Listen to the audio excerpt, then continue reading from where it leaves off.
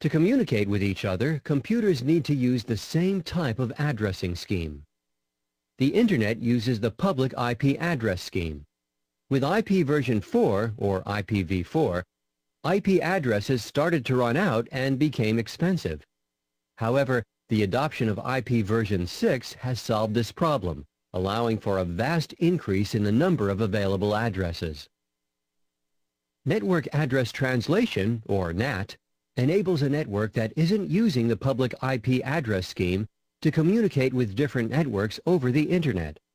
NAT also helps to solve the problem of the shortage of public IP addresses in the IP address scheme. It enables an organization to purchase a small number of public IP addresses for use by employees.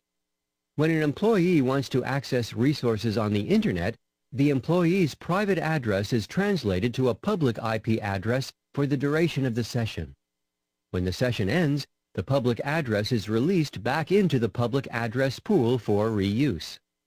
NAT improves security because the private IP addresses used within the organization aren't routable on the Internet and so aren't available to attackers. Also, the public IP addresses change constantly because a NAT device assigns an IP address to different clients over different sessions. Port Address Translation, or PAT, is similar to NAT. The difference between NAT and PAT is that NAT uses a pool of IP addresses, whereas PAT uses a single IP address. With PAT, all employees use the same IP address to access the Internet. However, the session of each employee is unique. This is because PAT assigns a different source port to each user. A source port combined with the IP address forms a socket, which is unique for each session. PAT can conflict with multimedia applications because these applications dynamically assign ports when connections are created.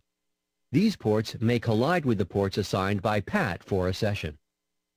A router is a device that uses network protocols to forward or route data from one network to another. It consists of multiple interfaces that provide network connectivity, for example, serial Ethernet and FDDI interfaces. Routers operate at the network layer of the OSI model. The NOS forms an important part of a router that helps route packets to their destinations. In addition, a router filters network traffic using access control lists, also referred to as ACLs.